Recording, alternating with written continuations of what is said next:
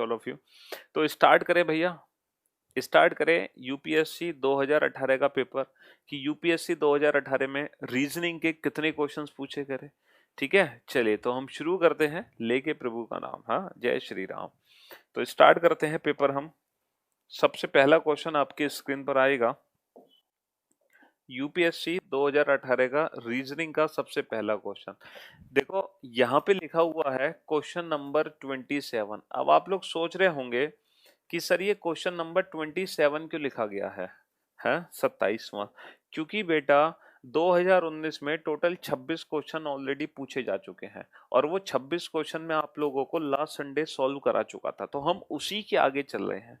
तो अब हम पहुंचे हैं 27वें क्वेश्चन पर, और ये जो क्वेश्चन है ना बेटा, देखो ये लिखा हुआ है UPSC IAS pre GS paper 2 2018। ये 2018 का रीजनिंग का पहला क्वेश्चन है जो आपके सामने है। ठीक, और ये क्वेश्चन नंबर है 27, क्योंकि 26 क्वेश्चन हम ऑलरेडी सॉल्व कर चुके हैं। 26 क्वेश्चन हम ऑलरेडी सॉल्व कर चुके हैं। चलिए साहब, ये क्वेश्चन है काउंटिंग ऑफ फिगर का। बेहद आसान क्वेश्चन है, बेहद सिंपल क्वेश्चन है। फटाफट से इस क्वेश्चन का आंसर दीजिए। चश्मा कहाँ से लेके आए हैं? अबे चश्मा नहीं, ये पूछो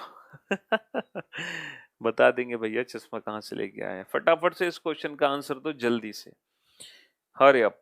टोटल कितने त्रिभुज हैं इस फिगर के अंदर? How many triangles are there in this picture? तो बेटा ये जो पिक्चर आपके सामने है, ये पिक्चर बेहद सिंपल एंड बेहद सिंपल, बहुत ही सरल और सुलझी हुई पिक्चर है कि जितने त्रिभुज आगे दिखाई दे रहे हैं उतने ही त्रिभुज पीछे हैं, जितने आगे दिखाई दे रहे हैं उतने ही पीछे हैं। ठीक है, सरोसी दास का आंसर आ चुका है, वेल डन। जितने ट्राइंगल हमें आगे दिखाई दे रहे हैं उतने ही ट्राइंगल पीछे हैं, उतने ही ट्राइंगल पीछे हैं। और आगे कितने ट्राइंगल दिखाई दे रहे हैं सर? 1 2 3 4 5 6 7 8 9 10। सर 10 त्रिभुज, 10 ट्राइंगल्स हमें आगे दिखाई दे रहे हैं और सर 10 ही पीछे हैं, और इस क्वेश्चन का आंसर होगा 20। बेहद सिंपल क्वेश्चन था, काउंटिंग ऑफ फिगर का क्वेश्चन था। हर क्वेश्चन की वैल्यू यूपीएससी में होती है 2.5 नंबर। हर क्वेश्चन की वैल्यू यूपीएससी में होती है 2.5 नंबर, 2.5 मार्क्स। आप लोग समझ लो बेटा, एक एक क्वेश्चन 2.5 नंबर का होता है यूपीएससी में। चलिए नेक्स्ट क्वेश्चन की तरफ हम चलते हैं। क्वेश्चन नंबर सेकंड क्वेश्चन 27 हम कर चुके हैं। अब चलते हैं 28वें क्वेश्चन की तरफ। 26 क्वेश्चन बेटा हम ऑलरेडी लास्ट संडे को पढ़ चुके थे। ये 28वां क्वेश्चन आपके सामने है। मिसिंग नंबर का क्वेश्चन ये हमसे पूछा गया है। जल्दी से आंसर दो बेटा। 8 6 4 6 10 5 6 11 15 7 8 16 13 4 8 क्वेश्चन मार्क। अगर किसी को नंबर अच्छे से विजिबल ना हो तो मैंने आप लोगों को बता दिया है। ठीक है, क्लास 12 शो नहीं हो रही आज की क्लास। अच्छा, रीजनिंग 19 से हो आप मोहन उपाध्याय, आज की क्लास शो होगी? क्यों नहीं शो होगी? अगर नहीं शो हो रही है तो मैं अभी चेक करवा देता हूँ कि रीजनिंग 19 में आज की क्लास शो क्यों नहीं हो रही। चलिए मैं मैसेज भी कर देता हूँ। Thank you so much Mohan, अगर ऐसी बात है तो। लेकिन बेटा अगर आप झूठ बोल रहे हो तो बहुत पिटोगे। हम्म।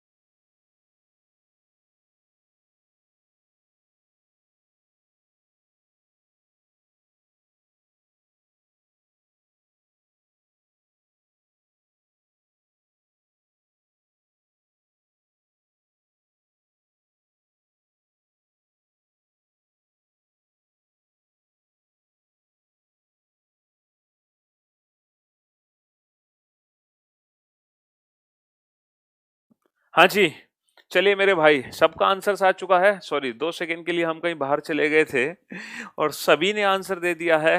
राधे राधे राधे राधे।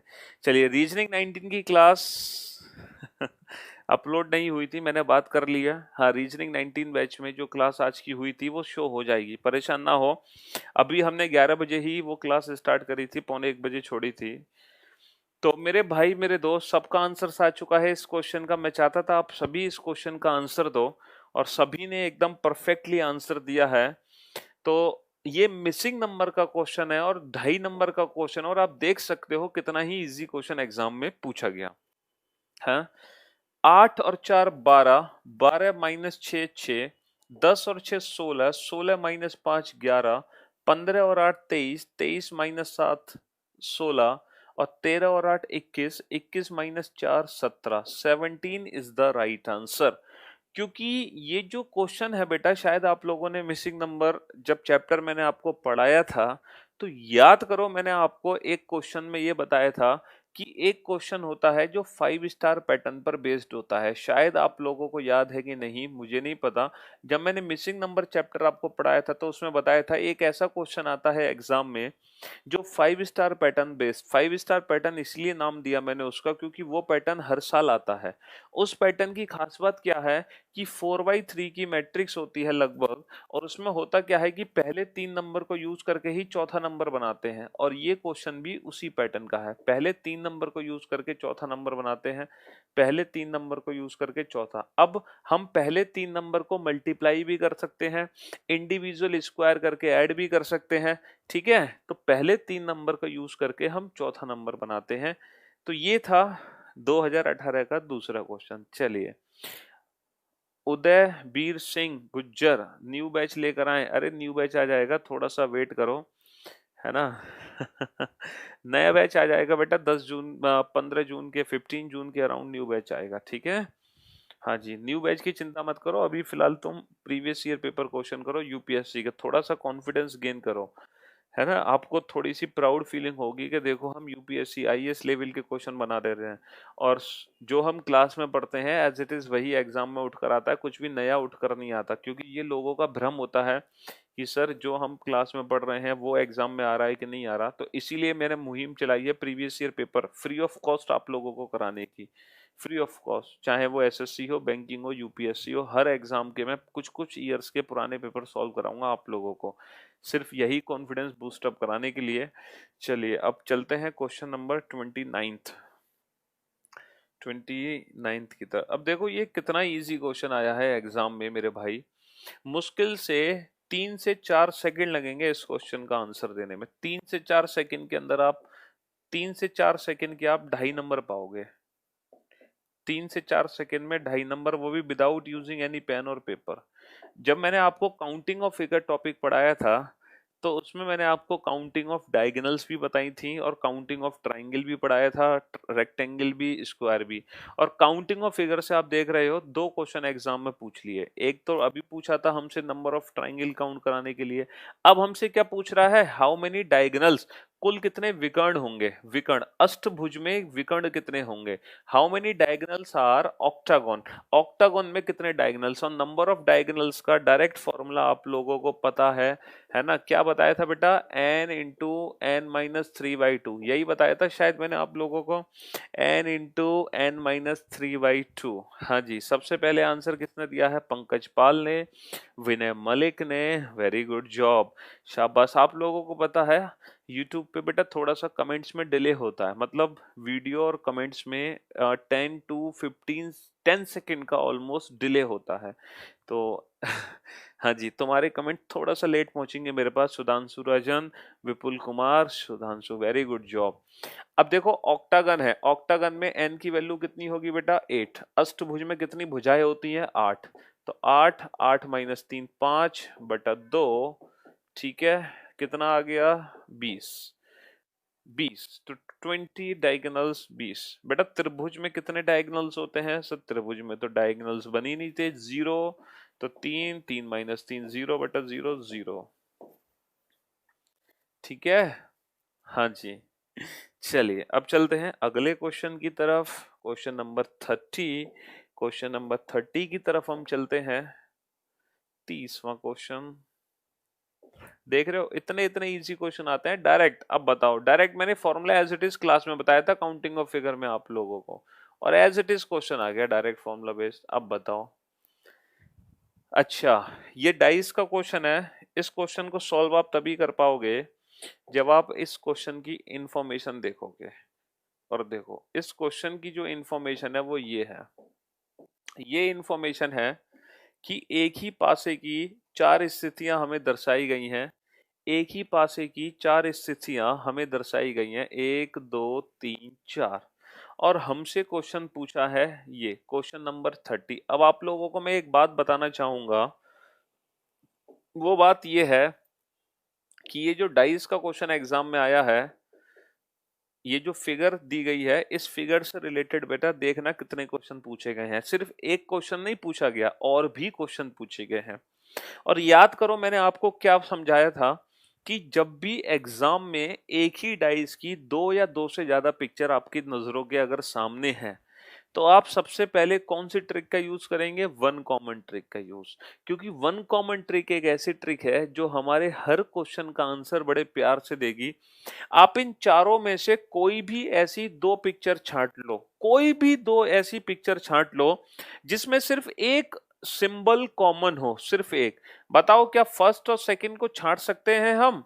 सर फर्स्ट और सेकंड को नहीं छांट सकते, इसमें एक नहीं दो दो चीजें कॉमन है। डंडा दो डॉट, डंडा दो डॉट। फर्स्ट सेकंड को नहीं। क्या फर्स्ट और थर्ड को छांट ले हम? सर अगर हम फर्स्ट और थर्ड को लेते हैं तो फर्स्ट और थर्ड को छांट सकते हैं। तो यानी कि हम इस क्वेश्चन को सॉल्व कर सकते हैं from first and third, from first and third. पहली और तीसरी पिक्चर से हम इस क्वेश्चन को सॉल्व कर सकते हैं, पहली और तीसरी पिक्चर से। अब वन कॉमन ट्रिक का यूज करो बेटा। पहली और तीसरी पिक्चर में वन कॉमन ट्रिक कैसे लगाओगे? दोनों में कॉमन क्या है? ये लाइन है कॉमन। तो जो भी लाइन कॉमन होती है हम उसको ऊपर नीचे लिखते हैं। और याद करो करना क्या है, कॉमन से क्लॉकवाइज डायरेक्शन में घूमो बेटा। यहां से क्लॉकवाइज घूमोगे तो इसके बाद क्या आई? दो डॉट। और दो डॉट के बाद क्या आई? Single dot. दो डॉट के बाद क्या आई? Single dot. शायद ये विजिबल कम है मार्कर, ठीक है। रेड मार्कर, व्हाइट मार्कर का यूज करते हैं। पहले कॉमन को हम ऊपर नीचे लिखते हैं बेटा, फिर कॉमन से क्लॉकवाइज। तो डॉट, इसके बाद टू डॉट्स, टू डॉट के बाद वन डॉट।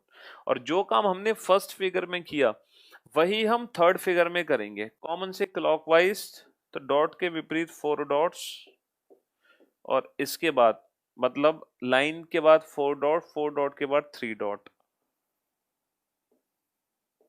ये कॉमन से क्लॉकवाइज।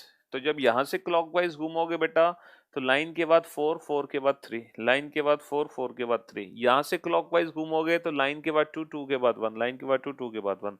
और ये जो डॉट एक दूसरे के ऊपर नीचे है यही एक दूसरे की विपरीत है। ये जो एक दूसरे के ऊपर नीचे है यही एक दूसरे के विपरीत है।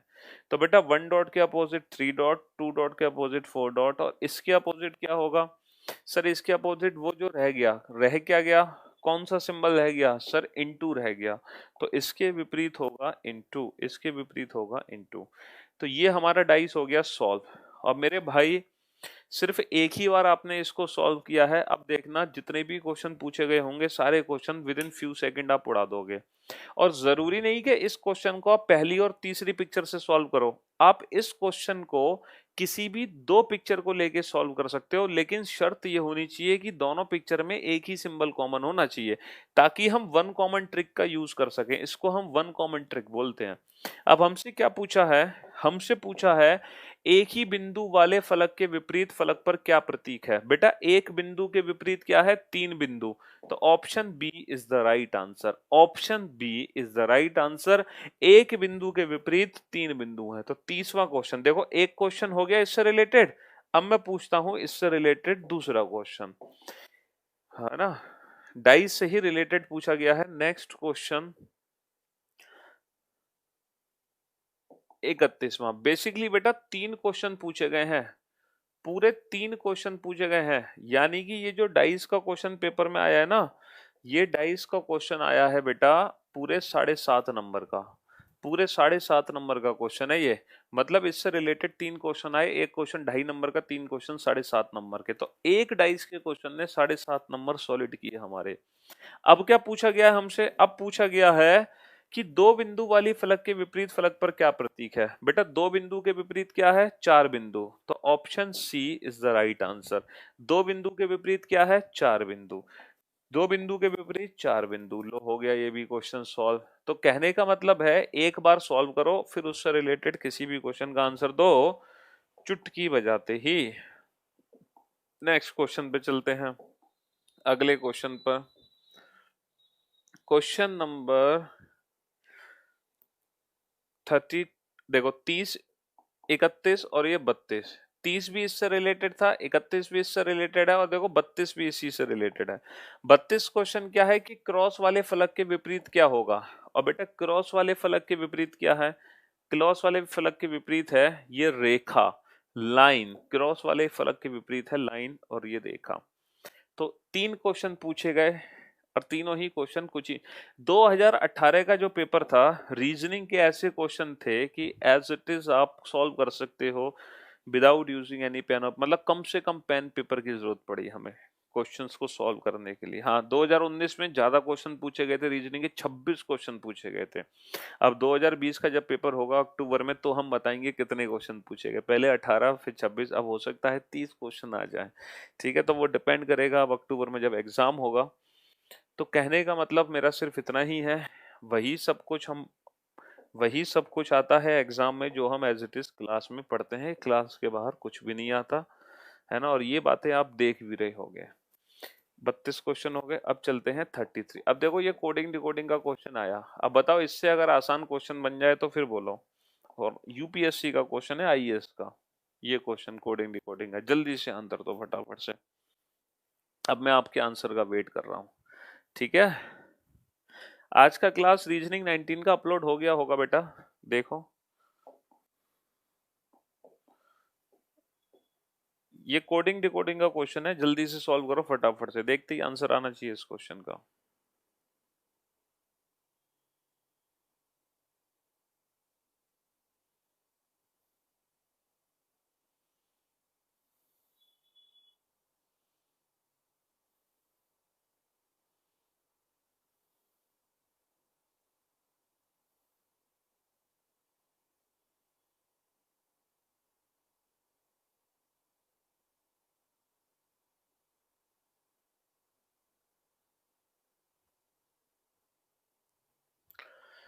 हाँ जी, चलिए आगे। सभी का आंसर बेहद आसान क्वेश्चन है। बेहद आसान क्वेश्चन है। If LSJXVC is the code for Mumbai. देखो इस क्वेश्चन को ध्यान से समझो बेटा, कि ये जो वर्ड है ना LSJXVC, इसका कोड मुंबई नहीं है। इसका कोड मुंबई नहीं है, मुंबई का कोड ये है। मुंबई का जो कोड है, हाँ बस क्वेश्चन को इतना ही ध्यान से समझना था कि इस वर्ड की कोडिंग मुंबई नहीं है, मुंबई की कोडिंग ये है LSJXVC। और आप लोग बहुत अच्छे से जानते हो कि जब भी एग्जाम में लेटर कोडिंग का क्वेश्चन आता है तो टोटल 7 पैटर्न अप्लाई होते हैं लेटर कोडिंग में। तो क्वेश्चन को देखते ही हमने देखा पोजीशन बेस्ड भी नहीं है, अपोजिट भी नहीं है, कॉमन कोडिंग तो हो ही नहीं सकता क्योंकि सिंगल वर्ड है। ठीक है, तो हम जरूर प्लस माइनस करेंगे। प्लस माइनस करने के कितने तरीके? 3 तरीके, फॉरवर्ड, रिवर्स, क्रॉस। अब ये बताओ, फॉरवर्ड सबसे पहले हम चेक करते हैं प्लस माइनस, क्या फॉरवर्ड लॉजिक बना? M से L, -1 U से S, -2 M से J, -3 B से X, -4 A से B, -5 और I से C, -6। तो फॉरवर्ड पैटर्न है -1, -2, -3, -4, -5, -6, है ना। तो हमसे दिल्ली की कोडिंग पूछी गई है, हमसे दिल्ली की कोडिंग पूछी गई है। तो -1, -2, -3, -4, -5। आप लोग बहुत अच्छे से जानते हो D-1 होता है C, E-2, 5 -2 3, 3 होता है C। और बेटा C से, ओहो, सिर्फ एक ही ऑप्शन एलिमिनेट हुआ। L का प्लेस होता है 12, 12 -3 9, और 9 होता है बेटा I, CCI, CCI, CCI। अच्छा 8 माइनस 4 4, 4 होता है D, CCID, option A is the right answer. 9 minus 5 4, 4 होता है डी, CCIDT। तो as it is forward pattern में -1 -2 -3 -4 -5, कोई भी क्वेश्चन बाहर नहीं मिल सकता बेटा क्लास से, कोई भी क्वेश्चन, चाहे आप किसी भी एग्जाम का उठा लो। और प्रत्यक्ष को प्रमाण की जरूरत नहीं है, इसीलिए सारे क्वेश्चन आप लोगों को कराए जा रहे हैं ताकि यकीन आए, पढ़ो भाई जो एग्जाम में आए, ठीक है। इररिलेवेंट फालतू सिलेबस पढ़ने से कोई फायदा नहीं मिलता बेटा, जिसका एग्जाम में दूर दूर तक लेना देना ही ना हो। तो वही चीजें पढ़नी चाहिए जो एग्जाम में आ रही हैं एज इट इज। अब देखो रीजनिंग 19 वाले बच्चे बहुत अच्छे से समझ जाएंगे। लेटर कोडिंग उन्होंने अभी अभी जस्ट जस्ट 2 दिन पहले ही पढ़ा है, 2 दिन पहले पढ़ा उन्होंने, और 5 नंबर के क्वेश्चन उनको यूपीएससी में देखने को मिल गए। अभी पहला क्वेश्चन और ये दूसरा क्वेश्चन, और ये तो उन्होंने आज ही पढ़ा था। और बेटा देख लो कौन सा लॉजिक यहाँ पर हम लगा रहे हैं। रोमन को कोड किया है हमने, सॉरी रोमन नहीं है ये रमोन है, रेमन है। रेमन को कोड किया है हमने 1 2 3 4 5 से, और दिनेश को हमने कोड किया है, दिनेश को हमने कोड किया है 6 7 5 8 4 9 से। तो आप देख सकते हो सर यहाँ पर कोई लॉजिक अप्लाई नहीं होगा सिवाय कॉमन कोडिंग के। बेटा एन के नीचे 5 है, एन के नीचे 5 है, तो जिस लेटर के नीचे जो है वही उसका कोड है, जिस लेटर के नीचे जो है वही उसका कोड कोड है। ये कॉमन कोडिंग का क्वेश्चन होता है बेटा, कॉमन कोडिंग में कोई लॉजिक नहीं लगता, जिस लेटर के नीचे जो है वही उसका कोड है, वही उसका कोड है ना।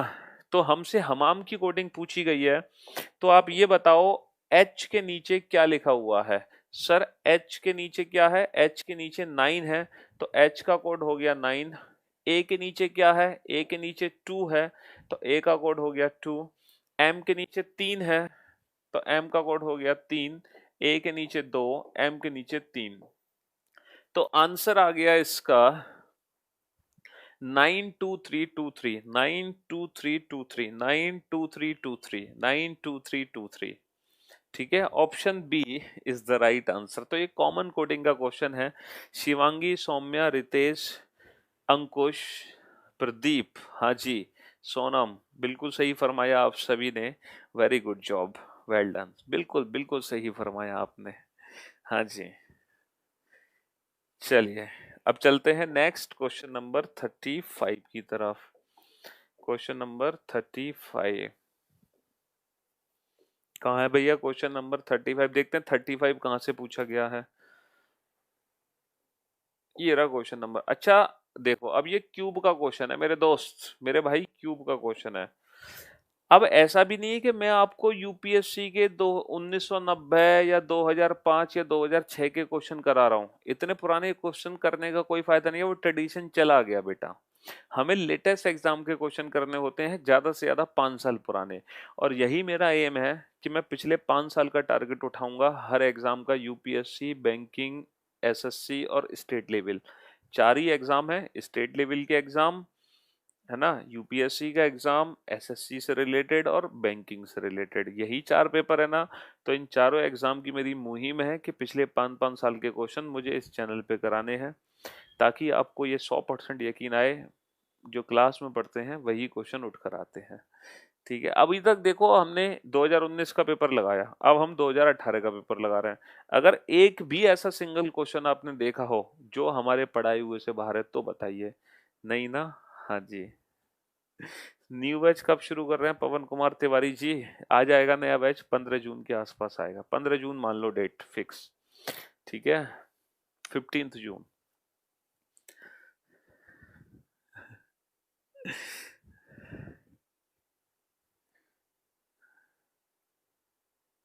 ओके संजय प्रसाद, फटाफट से।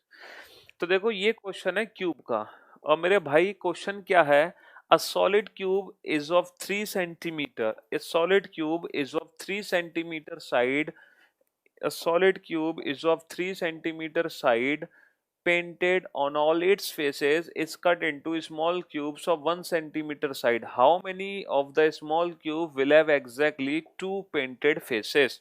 अरे बेहद आसान क्वेश्चन, इससे आसान क्वेश्चन आ जाए तो बता दो।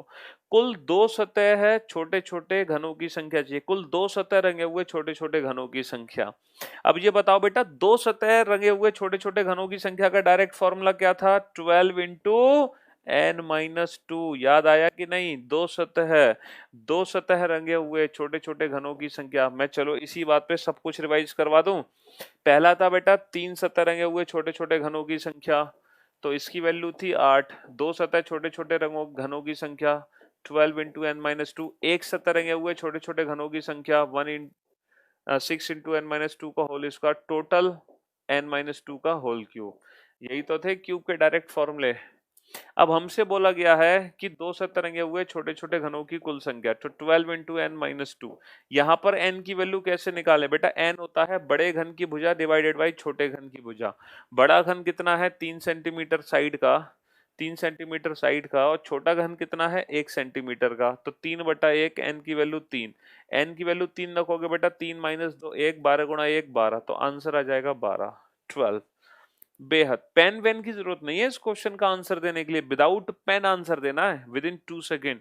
12 इंटू n-2, n की वैल्यू 3, तो 12 into 3-2 that is 12, only 12। 12 answer आ गया सिर्फ, बिना कुछ किए धरे। ठीक है, डायरेक्ट। चलिए, अब ये मत कहना कि सर ये इतना आसान क्वेश्चन आपने खुद बना दिए हैं। बेटा खुद नहीं बनाए, UPSC IAS pre GS paper 2 2018 download कर लो इंटरनेट से पेपर, यकीन आ जाएगा। मुझ पर यकीन नहीं है, खुद डाउनलोड कर लो कहीं से भी, क्योंकि यूपीएससी के as it is paper online आपको मिल जाएंगे अवेलेबल, किसी भी साइट से कहीं से भी डाउनलोड कर लेना। ठीक है, एज इट इज क्वेश्चन मिलेंगे आपको। नेक्स्ट आ जाओ, नेक्स्ट क्वेश्चन पर। तो कॉन्फिडेंस आ रहा है कि नहीं आ रहा? हाँ, कॉन्फिडेंस गेन हो रहा है कि नहीं? लग रहा है कि नहीं कि हाँ हम तो सर यूपीएससी लायक भी बनते जा रहे हैं? अब देखो, ये इनइक्वलिटी का क्वेश्चन है। अब बहुत बार बच्चे ये बोलते हैं मुझसे कि सर हम इनइक्वलिटी क्यों पढ़े, क्योंकि ये तो सिर्फ बैंकिंग में आती है इनइक्वलिटी, हम क्यों पढ़े इनइक्वलिटी? लो भैया देख लो, यूपीएससी में 2.5 नंबर का क्वेश्चन पूछ लिया गया इनइक्वलिटी से, अब छोड़ दो। इसीलिए बेटा स्पेशल बैचेस लाए जाते हैं, ताकि आपको सब कुछ पढ़ाया जाए। कॉम्पिटिटिव एग्जाम का कोई भरोसा नहीं है कहाँ से कौन सा क्वेश्चन पूछ ले, इसीलिए स्पेशल बैचेस लाए जाते हैं करियरविल प्लेटफॉर्म पर।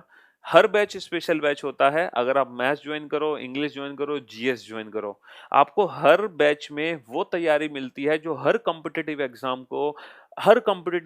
को क्लियर करने के लिए सफिशिएंट है, चाहे वो कोई भी कॉम्पिटिटिव एग्जाम हो क्यों ना हो। हम पर्टिकुलर एग्जाम ओरिएंटेड प्रिपरेशन नहीं कराते, इसीलिए स्पेशल बैचेस लाए जाते हैं, यही बेनिफिट है। अब आप देखो, इनइक्वलिटी का क्वेश्चन है, 2.5 नंबर का क्वेश्चन है। अब जो बच्चा एसएससी पैटर्न फॉलो करके चला गया यूपीएससी देने, और मान लो उसका सी सेट क्वालिफाई होने से 2 नंबर से रह गया, तो वो उस कारण ये एक क्वेश्चन था सिंगल। अब जिसको इनइक्वलिटी जिसने पढ़ा होगा, उस क्वेश्चन को आप देखते ही सॉल्व कर सकते हो, जिसने इनइक्वलिटी पढ़ा होगा। इनइक्वलिटी टॉपिक याद दिलाऊं आपको, इनइक्वलिटी में क्या था, याद है कि नहीं? प्रायोरिटी मैंने बताई थी, अगर कहीं भी रास्ते में ग्रेटर, ग्रेटर देन इक्वल या इक्वल आता है, तो हमारा आंसर हमेशा क्या बनता है? ग्रेटर, उसके बाद ग्रेटर देन इक्वल। अच्छा, अगर रास्ते में लेस देन और लेस देन इक्वल या इक्वल आता है, तो हमारा आंसर हमेशा लेस देन बनता है और फिर लेस देन इक्वल। और अगर दोनों फैमिली के मेंबर आ जाएं तो कंडीशन ब्लॉक। याद है ना ये कंसेप्ट सर? अच्छा, जिन बच्चे ने पहली बार देख रहे हैं वो परेशान ना हो, घबराने की जरूरत नहीं है, टेंशन ना ले। मैं आपको इस क्वेश्चन का कंसेप्ट समझाता हूँ बहुत अच्छे से। देखो मेरे भाई, कंक्लूजन है हमारा पहला, पेन से कैप। तो किसी भी बच्चे को परेशान होने की बिल्कुल जरूरत नहीं है, हमें पेन से कैप तक पहुंचना है। तो मेरे दोस्त, पेन से कैप तक कैसे पहुंचोगे? पेन ये है और कैप ये है, तो बेटा तुम पेन से कैप तक कैसे पहुंचोगे? सर पेन से कैप पहुंचने के लिए पहले हम जाएंगे पेन से पेंसिल। अब देखो, पेंसिल से पेंसिल जुड़ गया, फिर हम जाएंगे पेंसिल से बुक, फिर हम जाएंगे पेंसिल से बुक, और फिर बुक से बुक जुड़ गया, और फिर हम बुक से जाएंगे कैप। तो इसका मतलब ये है, जब हम पेन से कैप तक पहुंचे तो कितने सिंबल का हमने सामना किया? सर पहले हमने लेस देन का सामना किया, पहले हमने लेस देन का सामना किया, फिर पेंसिल से बुक, फिर से लेस देन का सामना किया हमने, और फिर सर बुक से कैप ग्रेटर देन का सामना किया। देखो book is greater then cap, तो हमारे रास्ते में लेस देन आया और ग्रेटर देन आया, यानी कि दोनों फैमिली के मेंबर आ गए, तो कंडीशन ब्लॉक, यानी कि नो रिलेशन का केस। तो पेन और कैप में कोई भी डेफिनेट रिजल्ट डिफाइन नहीं हो सकता, नहीं हो सकता। जब भी आपके रास्ते में, जैसे फॉर एग्जाम्पल एक बहुत ही छोटा सा एग्जाम्पल देता हूं मैं, A greater than B less than सी।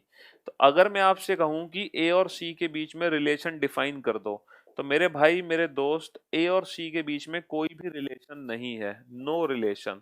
क्योंकि जब हम ए से सी तक पहुंचेंगे तो बेटा ग्रेटर और फिर लेस देन, ए से सी तक दो सिंबल हमारे रास्ते में आए, ग्रेटर और लेस देन, और जब भी दोनों फैमिली के मेंबर आते हैं तो कंडीशन ब्लॉक हो जाती है, कोई आंसर नहीं दे सकते। हाँ, अगर बेटा ये होता A is greater than B is greater than equal to C, अब अगर मैं पूछूं ए और सी के बीच में रिजल्ट क्या है, तो बेटा ग्रेटर और ग्रेटर देन इक्वल, इन दोनों में रिजल्ट हमेशा ग्रेटर ही होता है, जो ऊपर है वही। तो रिजल्ट होगा ए ग्रेटर देन सी, ये हमारा फाइनल रिजल्ट होगा।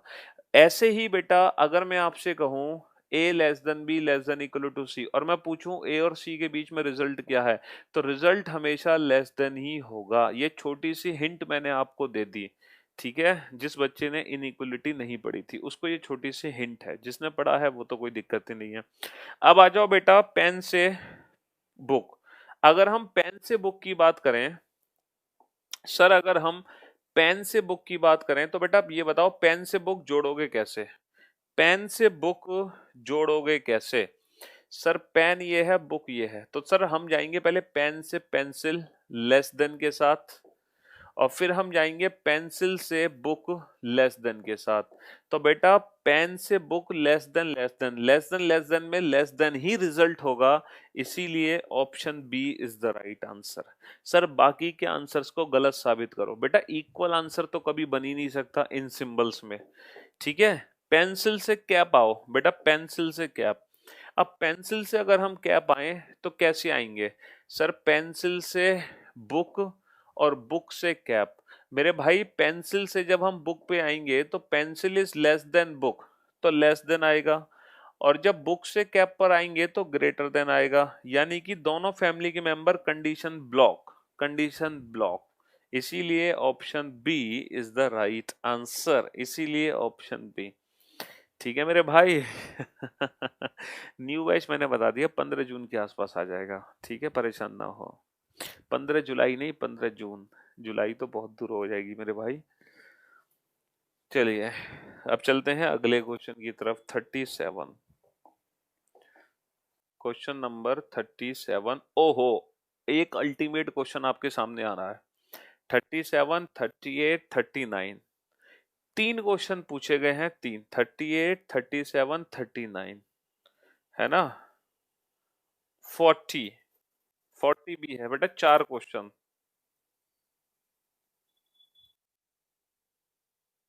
और 41 पांच क्वेश्चन, खतरनाक क्वेश्चन, वाह।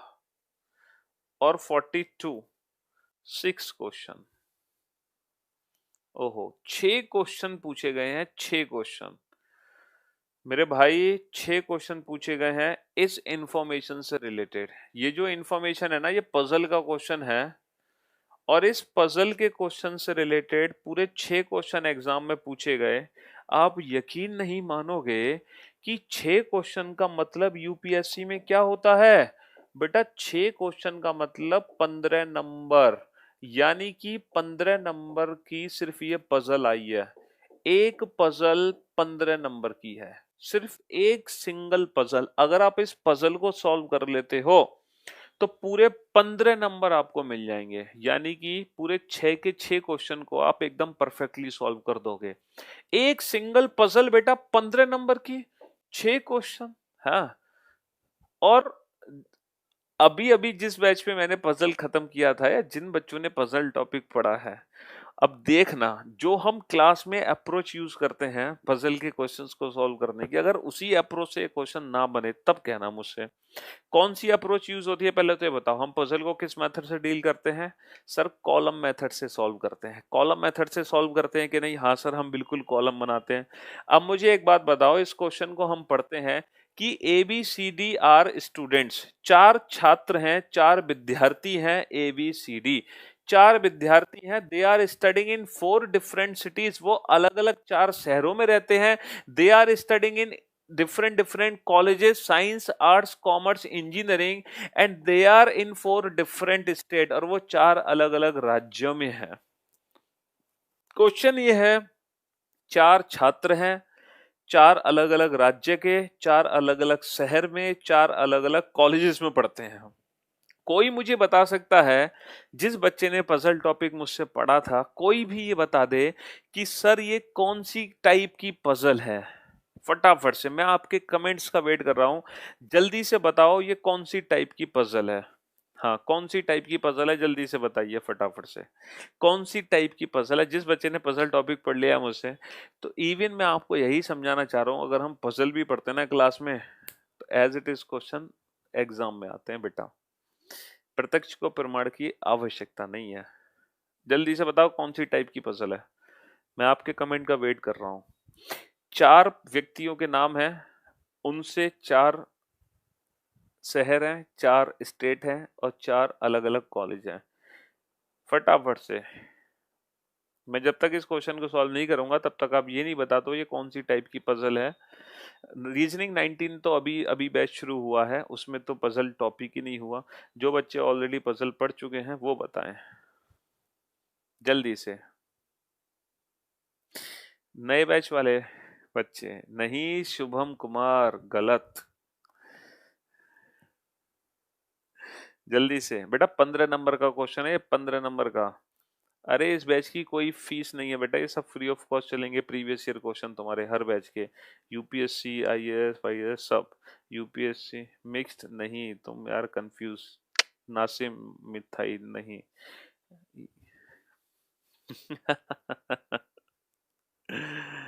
मेरे भाई, मेरे दोस्त, टाइप 1 पजल, लिंकिंग पजल, नाम सुना है? बताया था, टाइप 1 पजल, लिंकिंग पजल। ये सबसे पहली ही टाइप है मेरे भाई, मेरी क्लास का पजल क्वेश्चन का सबसे पहला क्वेश्चन है ये, सबसे पहला, सबसे आखिरी नहीं बेटा। आप क्लास देखो, मैं क्लास में पजल क्वेश्चन जब कराता हूं तो सबसे पहला ही क्वेश्चन यही है, सबसे पहला बेटा। लिंकिंग पजल का क्वेश्चन है ये, लिंकिंग पजल, जिसमें पर्सन से, एक ही पर्सन से 2 या 3 इंफॉर्मेशन जुड़ी हुई है, जिसमें एक ही पर्सन से 2 या 3 इंफॉर्मेशन को जोड़ा गया है, इस टाइप की पजल को हम लिंकिंग पजल बोलते हैं, है ना। और ये क्लास का सबसे पहला क्वेश्चन है जो 15 नंबर का यूपीएससी में आया है, एक सिंगल क्वेश्चन। और बेटा लिंकिंग पजल को पता है हम कैसे सॉल्व करते हैं? बड़े प्यार से सॉल्व करते हैं। जो भी पर्सन्स के नेम है वो हम कॉलम फॉर्मेट में लिख लेंगे, कॉलम फॉर्मेट में, जैसे ABCD हमने कॉलम बना लिया। अब देखो, इस कॉलम को बेटा भरने का एक बहुत ही आसान तरीका है। जो भी इंफॉर्मेशन हमारे फेवर में है उसको तो हम लिखते हैं राइट में, और जो कंडीशन हमारे फेवर में नहीं है उसको हम लिखते हैं लेफ्ट में। जैसे मैं अगर आपसे कहूं कि जो ए है वो एस शहर में रहता है, तो बेटा इसको तो लिखना राइट में। और अगर मैं आपसे कहूं ए केरल में नहीं रहता, तो केरल को लिखना बेटा लेफ्ट में। तो जो कंडीशन फेवर में नहीं है उसको लिखना लेफ्ट में, जो कंडीशन फेवर में है उसको लिखना राइट में। अच्छा, कुछ हिंट होंगी कि जो राजस्थान में रहता है वो साइंस कॉलेज में पढ़ता है। अब तुम्हें तो नहीं पता ना राजस्थान साइंस कॉलेज कहाँ आएगा, तो बेटा इस हिंट को अलग से लिखना। तो जब भी हम पजल के क्वेश्चंस को सॉल्व करते हैं हमेशा हमें 2 पॉइंट मिलते हैं, एक डायरेक्ट, एक इनडायरेक्ट। डायरेक्ट जो फेवर में हो या फिर फेवर में ना हो, इनडायरेक्ट जिनको हम बोलते हैं हिंट्स, उनको हमें साइड से लिखना है। और हम देखना क्वेश्चन को 1 टाइम रीडिंग में सॉल्व कर देंगे, पजल के 15 नंबर के क्वेश्चन को सिर्फ एक बार पढ़ने पर ही सॉल्व हो जाएगा। पहला पॉइंट क्या है? सबसे पहला पॉइंट, डी इज स्टडिंग इन आसाम, कि भैया डी आसाम में पढ़ता है। अब मेरे दोस्त, मेरे भाई, ये बताओ डी आसाम में पढ़ता है, ये कंडीशन फेवर में है या नहीं? सर फेवर में है, तो जो फेवर में है उसको राइट में लिखो भैया, जो फेवर में है उसको राइट में लिखो। D is studying in Assam, D Assam में पढ़ता है, ये कंडीशन फेवर में है, जो फेवर में है उसको राइट में। दूसरा point, arts college is located in city S which is in Rajasthan. अब मुझे एक बात बताओ, आर्ट्स कॉलेज राजस्थान के एस शहर में है, ये हमारा डायरेक्ट पॉइंट है या इनडायरेक्ट? सर ये इनडायरेक्ट पॉइंट है, ये हिंट है, क्योंकि हमें नहीं पता कि राजस्थान के एस शहर में आर्ट्स कॉलेज को मैं कहां पे रखूं। हम ये डिसाइड नहीं कर सकते कि राजस्थान के आर्ट्स कॉलेज में एस शहर को मैं कहां रखूं।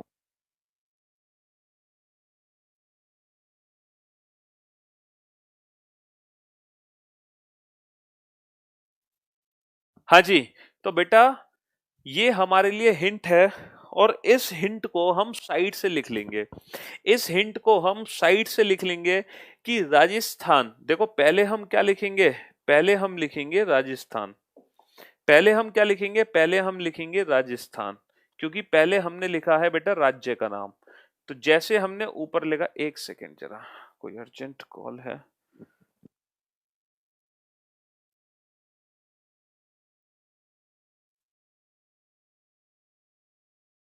हाँ जी, तो पहले हम लिखेंगे बेटा राजस्थान, क्योंकि हमने पहले राज्य लिखा।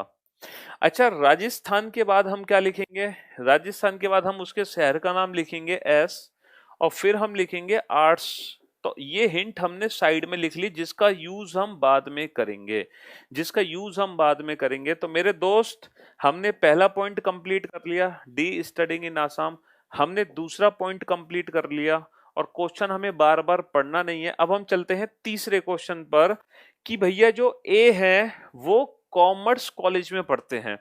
अब ए कॉमर्स कॉलेज में पढ़ते हैं, तो बेटा ये मैं राइट हैंड साइड पे लिखूं या लेफ्ट साइड पे लिखूं? सर ये कंडीशन फेवर में है, तो जो फेवर में है उसको राइट में लिखो। लेकिन ए कॉमर्स में पढ़ता है, बेटा यहां पे कॉमर्स नहीं लिखोगे, क्योंकि पहले लिखा जाएगा राज्य का नाम, फिर आएगा शहर का नाम, फिर आएगी कॉमर्स। तो ये सीक्वेंस हमारा होना चाहिए प्रॉपर, तभी मजा आएगा क्वेश्चन बनाने में। फिर आएगा कॉमर्स। चलिए अब चलते हैं हम चौथे पॉइंट की तरफ, B is studying in city Q, कि भैया जो बी है वो शहर क्यू में रहता है। तो बेटा पहले राज्य का नाम आ गया, फिर शहर का नाम आ गया, बी क्यू में रहता है। चलिए अगला पॉइंट है और लास्ट पॉइंट है हमारे पास, लास्ट पॉइंट, पांचवा पॉइंट, कि भैया जो साइंस कॉलेज है वो केरला में है। अब साइंस कॉलेज केरल में है बेटा, ये हम यहां पर यूज नहीं करेंगे, इसको हिंट के तौर पे लिखो। केरल में, केरल में, केरला के किसी भी शहर में कौन सा कॉलेज है, साइंस कॉलेज है। तो ये दो हिंट हमारे पास हैं अलग से, और ये डेफिनेट पॉइंट है हमारे पास। अब इन दोनों हिंट से ये डेफिनेट पॉइंट कैसे कंप्लीट किए जाएं? तो मेरे दोस्त, मेरे भाई, सबसे पहले इस हिंट को उठा लो, राजस्थान एस आर्ट्स, इसको मैं कहां पे फिक्स करूं? राजस्थान एस आर्ट्स नहीं कर सकता, राजस्थान एस नहीं कर सकता, राजस्थान नहीं कर सकता, सिर्फ एक ही जगह बची, राजस्थान एस आर्ट्स, इसके अलावा कोई जगह नहीं बची। ये कंप्लीट। अब बेटा केरला के साथ साइंस, केरल के साथ साइंस में यहां नहीं रख सकता, केरल के साथ यहां नहीं रख सकता, केरल के साथ साइंस में यहां नहीं रख सकता, तो बेटा केरल के साथ साइंस में यहां पे रखूंगा। और बचा कौन सा कॉलेज, कौन सा कॉलेज बचा मेरे भाई? सर इंजीनियरिंग कॉलेज बचा। और राज्य कौन सा बचा? गुजरात बचा। और शहर कौन से बचे? पी और आर। तो यहां पे बेटा पी भी आ सकता है, आर भी आ सकता है, यहां पर पी भी आ सकता है, आर भी आ सकता है। और ये 15 नंबर की पजल बड़े प्यार से हमने कंप्लीट कर ली। पूरे 6 क्वेश्चन आप आराम से सॉल्व करोगे, और बड़े प्यार से ये 15 नंबर की पजल कंप्लीट हुई है सिंपल कॉलम मेथड से। ये कॉलम मेथड होता है पजल को सॉल्व करने का। ठीक है, जब भी हम पजल को सॉल्व करते हैं तो हमेशा हम कॉलम मेथड से सॉल्व करते हैं। हिंट्स को साइड में लिख लो, जो डायरेक्ट पॉइंट है उनका यूज करो। और वन टाइम रीडिंग, बेटा दोबारा नहीं पढ़ा है हमने क्वेश्चन, दोबारा पढ़ने की जरूरत ही नहीं है। अब देखते हैं इस इंफॉर्मेशन से रिलेटेड 6 क्वेश्चन कौन से हैं, जरा उन 6 क्वेश्चन को बनाएं। ठीक है, 6 क्वेश्चन सॉल्व करते हैं इस इंफॉर्मेशन से रिलेटेड। तो सबसे पहले 37वां क्वेश्चन आया, 37th क्वेश्चन। चलिए भाई, सबसे पहले ये हटा यहां से।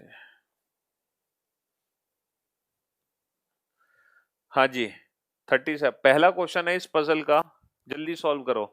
ए इज स्टडिंग इन, ए पढ़ रहा है, तो बेटा ए पढ़ रहा है गुजरात में, राजस्थान में नहीं है, सिटी क्यू में भी नहीं है, केरला में भी नहीं है, तो ए गुजरात में है।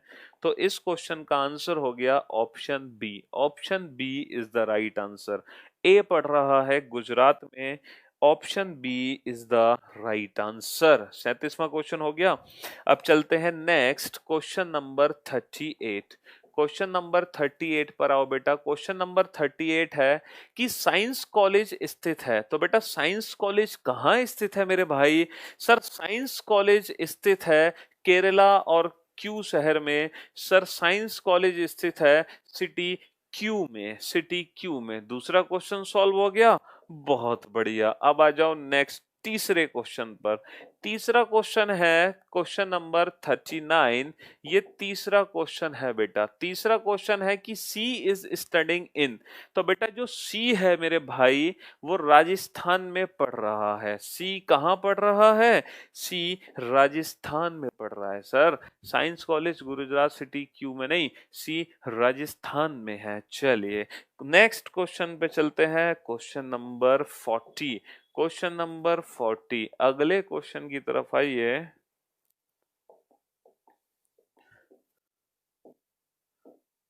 सैंतीस, 38, 39, 3 क्वेश्चन बेटा सॉल्व कर चुके हैं हम। चौथे क्वेश्चन की तरफ चलते हैं, क्वेश्चन नंबर 40। क्वेश्चन नंबर 40 ये है चौथा क्वेश्चन, ये है चौथा क्वेश्चन। इसको सॉल्व कीजिए। Which of the following statement is true, इनमें से कौन सा कथन 100% सत्य है? पहला कथन है डी शहर एस में नहीं पढ़ रहा। डी शहर एस में नहीं पढ़ रहा, बिल्कुल सत्य है, बिल्कुल सत्य है। डी शहर एस में नहीं पढ़ रहा क्योंकि डी या तो पी में है या आर में है। A is studying in science college, बेटा ए साइंस कॉलेज में है, बिल्कुल गलत जवाब। A is studying Kerala, A Kerala में है, बिल्कुल गलत जवाब। Engineering college is located in Gujarat, engineering college Gujarat में है, बिल्कुल गलत जवाब। ठीक है मेरे भाई, चलिए 5 क्वेश्चन हो गए। एक छठे क्वेश्चन की तरफ चलते हैं, लास्ट क्वेश्चन की तरफ, क्वेश्चन नंबर 41। जो नहीं, छठे नहीं, 5वें क्वेश्चन की तरफ। अभी तो बेटा 4 ही क्वेश्चन हुए हैं, ये 5वां क्वेश्चन है। अभी तो 4 क्वेश्चन हुए हैं, ये 5वां क्वेश्चन है। 5वां क्वेश्चन है इंजीनियरिंग कॉलेजेस से रिलेटेड निम्नलिखित में से कौन सा कथन सत्य है? बताओ भैया। सी इज स्टडिंग देयर, क्या इंजीनियरिंग कॉलेज में सी पढ़ रहा है? गलत। बी इज स्टडिंग देयर, क्या इंजीनियरिंग कॉलेज में बी पढ़ रहा है? गलत। It is located in Gujarat, क्या इंजीनियरिंग कॉलेज गुजरात में है? गलत। डी इज स्टडिंग देयर, क्या इंजीनियरिंग कॉलेज डी पढ़ रहा है इंजीनियरिंग कॉलेज में? बिल्कुल सही जवाब, बिल्कुल सही जवाब। इंजीनियरिंग कॉलेजेस में डी पढ़ रहा है, बिल्कुल सही जवाब। बेटा 5 क्वेश्चन सॉल्व हो गए पजल के। हाँ जी, 12.5 नंबर हो गए पक्के। अब छठे क्वेश्चन पे आ जाओ, लास्ट क्वेश्चन पे पजल का, जो कि पूरे 15 क्वेश्चन हमारे पूरे करा देगा। तो ये छोटी सी इंफॉर्मेशन से पूरे 15 क्वेश्चन हमारे सॉलिड हो गए। नेक्स्ट क्वेश्चन नंबर 42 कहाँ है भैया? ये रहा 42वां छठा क्वेश्चन। और ये क्वेश्चन क्या है? निम्नलिखित में से कौन सा कथन सही है? मेरे भाई इंजीनियरिंग कॉलेजेस आसाम में है, क्या इंजीनियरिंग कॉलेज आसाम में है? पहला ही कथन सत्य है, पहला ही कथन सत्य है, दूसरा सोचने की जरूरत नहीं है, बाकी पक्का गलत होंगे। City Q is located in Assam, city Q is located in Assam, गलत। C is studying in Kerala, C is studying in Kerala, गलत। And B is studying in Gujarat, B is studying in Gujarat, गलत। Option A is the right answer. तो ये थे पूरे 6 question, ये थे पूरे के पूरे 6 क्वेश्चन जो पजल के थे 15 नंबर। अब आप देख रहे हो मुश्किल से हमें ये इंफॉर्मेशन सॉल्व करने में 1 मिनट लगा, तो पूरे 1 मिनट में और 6 क्वेश्चन के आंसर देने में 30 सेकंड लगेंगे। तो मतलब 1.5 मिनट में 15 मार्क्स सॉलिड। ठीक है, और वो भी सिंपल मेथड से पजल सॉल्व की जो हम करते हैं। मतलब टाइप 1 पजल का पहला ही क्वेश्चन था मेरे भाई, ये क्लास का सबसे पहला क्वेश्चन। चलिए जनाब, 42 क्वेश्चन हो गए, अभी खत्म नहीं हुए हैं बेटा 2018 के क्वेश्चन। क्वेश्चन नंबर 43 पे चलते हैं, 43वां क्वेश्चन। ये नंबर सीक्वेंस पर बेस्ड क्वेश्चन है, नंबर सीक्वेंस पे बेस्ड क्वेश्चन है। हाँ जी बेटा, ये जो है ना 4-12-95, अगर 4-12-95 को अगर आप एक डेट मान लो 4 दिसंबर 1995, तब आप इस क्वेश्चन को सॉल्व कर सकते हो। 4 दिसंबर 1995, इसको ये मानो। दूसरी डेट है बेटा 1 जनवरी 1996, तीसरी है 29 जनवरी 1996, चौथी है 26 फरवरी 1996, पांचवी डेट कौन सी आएगी? तो बेटा 4 दिसंबर 1995 से 1 जनवरी 1996, पता है कितने दिन का अंतर है? 4 दिसंबर से 1 जनवरी, 4 से बेटा 27, 27 और 1 28, 28 दिन का अंतर है, प्लस 28। ठीक है, 1 से 29 प्लस 28, 29 से 6 प्लस 28, तो इसमें प्लस 28 जोड़ दो। तो बेटा फरवरी 1996 की है, यानी कि फरवरी में होंगे टोटल 29 दिन, तो 3 दिन तो बेटा ये जुड़ेंगे इस फरवरी में, बाकी 25 दिन मार्च में। तो 25 March 1996, 25/3/1996, 25/3/1996, option B is the right answer. हर डेट में 28 दिन का अंतर है, हर डेट में 28 दिन का अंतर है। ठीक है, हर डेट में 28 दिन का अंतर है। चलिए next question number 44, question number 44 पे चलते हैं। 44 45 है ना, 44 45 और कितने क्वेश्चन बच गए? बस 2 ही क्वेश्चन बचे हैं बेटा, 44 और 45, और ये दोनों ही क्वेश्चन बेटा नॉन वर्बल रीजनिंग के हैं। क्वेश्चन नंबर 44 भी नॉन वर्बल रीजनिंग का है, ठीक है, ये भी नॉन वर्बल रीजनिंग का है, और 45 भी नॉन वर्बल रीजनिंग का ही क्वेश्चन है। ये भी नॉन वर्बल रीजनिंग का क्वेश्चन है, ये दोनों ही क्वेश्चन नॉन वर्बल रीजनिंग के हैं मेरे भाई। ठीक है, अब देखो ये जो क्वेश्चन हमारे सामने है, इसमें आप एक चीज देखो, पहली फिगर दूसरी फिगर, दो फिगर एक जैसी हैं। अच्छा, एक फिगर, दो फिगर और तीन फिगर, यानी कि इस जैसी तीन पिक्चर हैं, 1 2 3। नीचे पहले 2 डंडे, फिर 3 डंडे, फिर 4 डंडे। अच्छा, इस जैसी भी बेटा तीन पिक्चर सेम है, देखो ये रही तीनों पिक्चर सेम, पहले नीचे 2 डंडे, फिर 3 डंडे, फिर 4 डंडे। तो इसका मतलब ये है इस जैसी भी तीन पिक्चर होंगी, इस जैसी भी तीन पिक्चर होंगी। अभी फिलहाल दो ही पिक्चर हैं, तो जो भी हमारा आंसर होगा वो ये वाला आंसर होगा। अब देखो ये किस ऑप्शन में है? सर ये सिर्फ और सिर्फ ऑप्शन ए में है ना, 2 डंडे, 3 डंडे और 4 डंडे, तो option A is the right answer. Non verbal reasoning के अधिकतर क्वेश्चन बेटा ऑप्शन एलिमिनेशन से करना, ऑप्शन एलिमिनेशन। यहाँ पर देखो आप, ये रोटेशन बेस्ड क्वेश्चन है बेटा, पहले ट्राइंगल यहाँ था, फिर ट्राइंगल यहाँ पहुंचा, फिर ट्राइंगल यहाँ पहुंचा। तो अगर हम ट्राइंगल को देखें बेटा, तो ये जो ट्राइंगल है ना वो रोटेट हो रहा है एंटी क्लॉकवाइज डायरेक्शन में, एंटी क्लॉकवाइज डायरेक्शन में। यहाँ से यहाँ आया, यहाँ से आया, यहाँ से यहाँ। अब जो फिगर बनेगी ना, उस फिगर में जो ट्राइंगल आएगा वो यहाँ आ जाएगा, तो एंटी क्लॉकवाइज डायरेक्शन में ट्राइंगल रोटेट हो रहा है। अच्छा, अगर हम बॉक्स को देखें, स्क्वायर को, पहले यहाँ था, फिर यहाँ, फिर यहाँ, यानी कि ये क्लॉकवाइज डायरेक्शन में रोटेट हो रहा है, तो ये यहाँ से यहाँ पहुंचेगा। तो कौन सा ऑप्शन करेक्ट होगा? Option B is the right answer. तो ये थे सीजीएल यूपीएससी 2018 के क्वेश्चन। तो कहने का मतलब है हम यूपीएससी 2019